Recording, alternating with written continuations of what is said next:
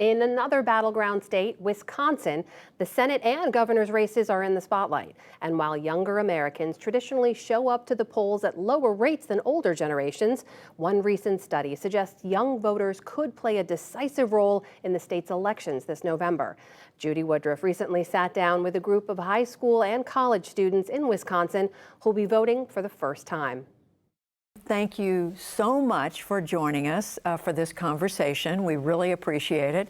You all, the reason we have you here is to talk about the fact that this is the first year you're going to be voting. And we want to talk about what that means to you. So, Ryan, I'm going to start with you. How big a deal is it to you that you're going to be voting for the first time? I mean, it's a pretty big deal for me. I mean, I sort of see it as sort of like when you're 16, you get your driver's license. When you're 18, you get to vote. I actually registered to vote in my AP government class on my birthday, which was a fun experience. It's very easy to register online now. I've been very politically engaged throughout high school, and I'm excited to get my foot in the door and actually have a voice in my government. And Ben, you're turning 18 just in time to vote in early November. How big a deal for you? I am very excited to vote. Everyone in my family has always voted, and although not a ton of people my age do vote, as it's one of the lower turnout groups, I'm very excited to vote because I think having that voice in our elections is really important.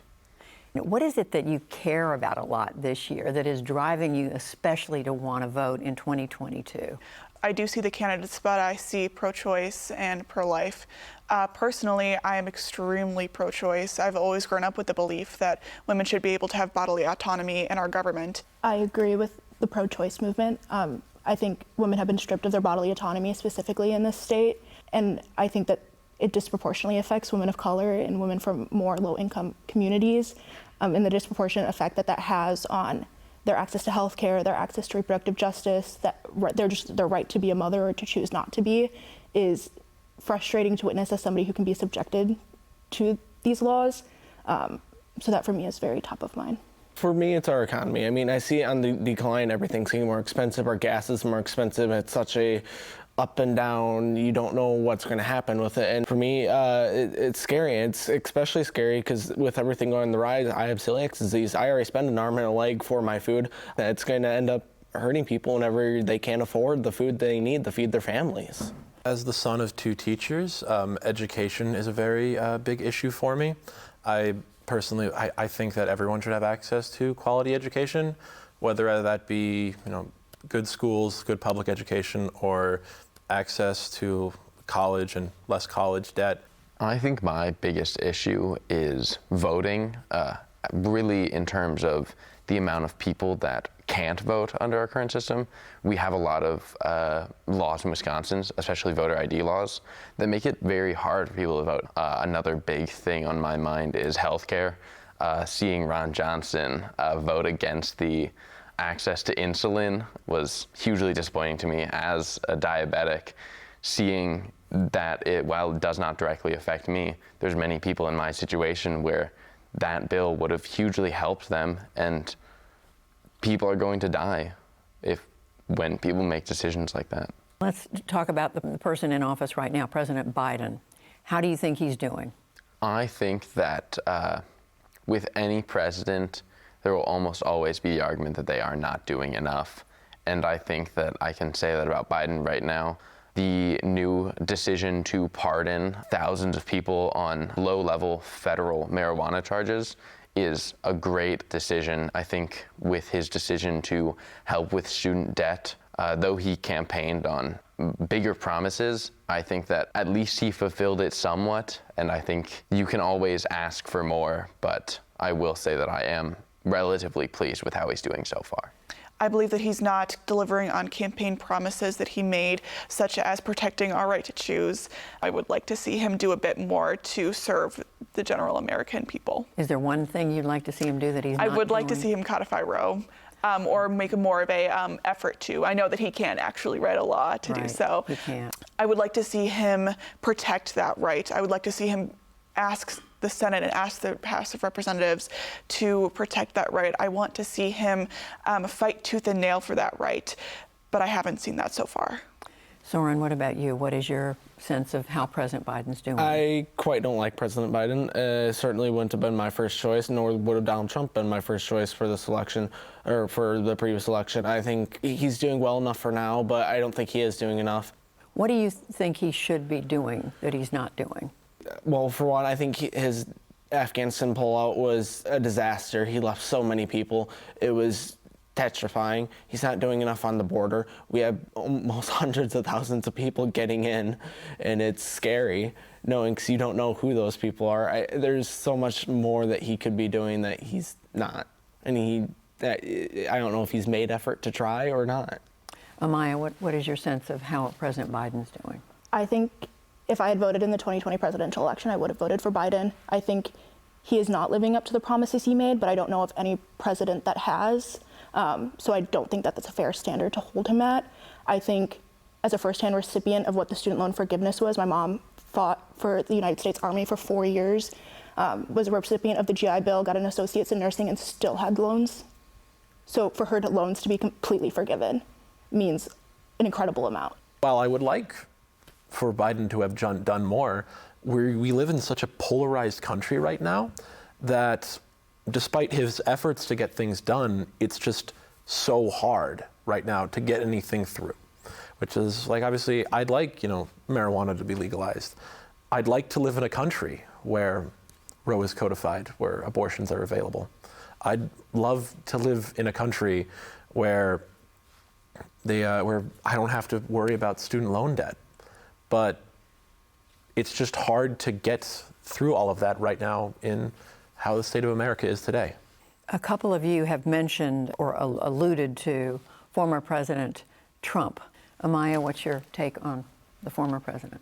I grew up in a very isolated and a very white populated community, and I had never experienced the difference that I was Black until Trump was in presidency, that complete isolation that was brought on just by this political figure. We had Hmong facilities in my community that were destroyed in the name of Trump. We had monuments that were destroyed in the name of Trump. We had people who were attacked in the name of Trump. And I think he brought out the worst in people, and he supported it, and he didn't correct that behavior. And I believe no president would ever do that. Catherine? He, by all accounts, disgraced America in the January 6th insurrection. Though the hearings are still going on, personally, I believe that he incited the insurrection and sent a mob of angry people to the Capitol, which is completely undemocratic. And he also did not facilitate a peaceful transfer of power, which has been an American tradition for hundreds of years, which upset me greatly. I did support Trump and have for quite a while. I mean, during that time period, he had the nation, the best economic period we had for quite a long time. He kept us very well.